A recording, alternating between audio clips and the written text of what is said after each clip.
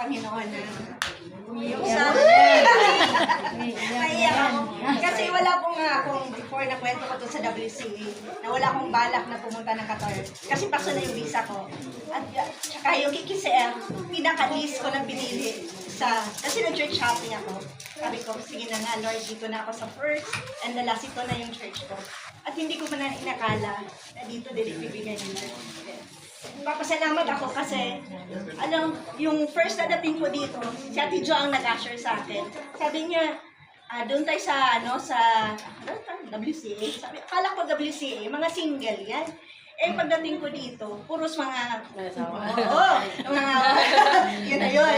So, nag-complain ako kay God. Lord, bakit naman ako nilagay dito sa WCA? Anong purpose mo? Pero, as I continue na mag-join sa WCA, madami ako natutunan sa mga mama, sa may mga experience na. Eh, nagpapasalamat din po ako sa Panginoon na dahil dito ako yung nag-grow. At thank you din sa time ngayon na alam nyo na mula umaga, alam kong pagod na kayo, pero nag-effort pa rin. Ano ganun ba? So I felt love and